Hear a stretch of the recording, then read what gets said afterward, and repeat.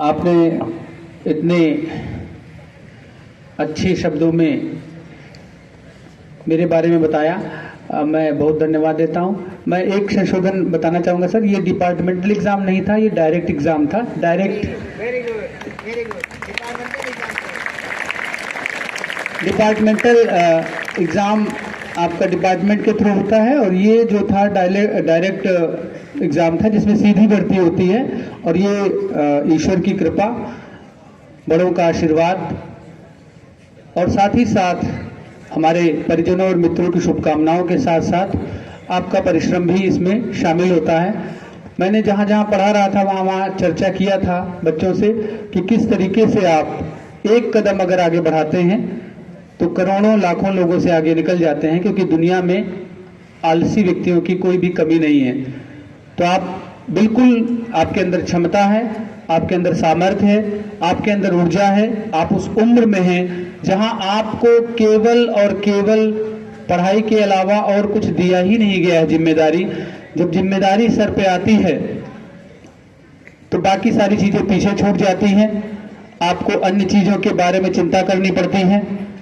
आपको घर में बड़े होने का कर्तव्य निभाना पड़ता है। लेकिन अभी आपको अपने खेलने, हंसने, मस्ती करने के अलावा केवल एक ही चीज को ध्यान रखना है। आप खूब खेलें, खूब पढ़ें। केवल आप अपने एक नर्सरी में पढ़ा होगा, work while you work, play while you play. जब आप खेलें, मौज मस्ती करें तो खूब करें, लेकिन जब आपकी पढ़ाई का टाइम हो तो आप पढ़ें, केवल पढ़ें। उसको मस्ती का, टाइम पास का साधन ना बनाएं। बहुत समय नहीं लूंगा मैं, केवल एक बात आपसे कहूंगा कि आप अभी आपकी जो ये विद्यार्थी जीवन का समय है, इसको अगर आपने बहुत अच्छे तरीके से इस्तेमाल कर लिया।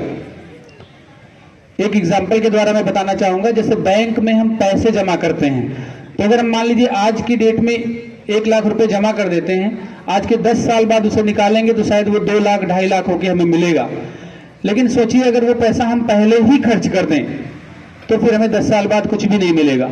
इसलिए जो आपकी मौज मस्ती है वो एक बैंक बैलेंस की तरह है।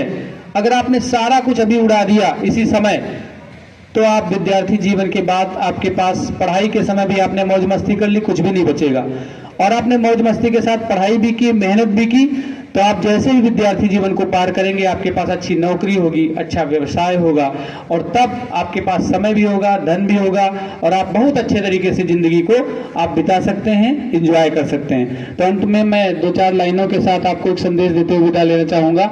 ये मैंने 2-4 लाइनें विद्यार्थियों के लिए लिखी थी कि चुनोगे मार्ग जो श्रम का, सफलता पा ही जाओगे। अगर चूके अभी तो फिर कभी मंजिल न पाओगे। तुम्हारी जीत में है जीत, मेरी हार में है हार।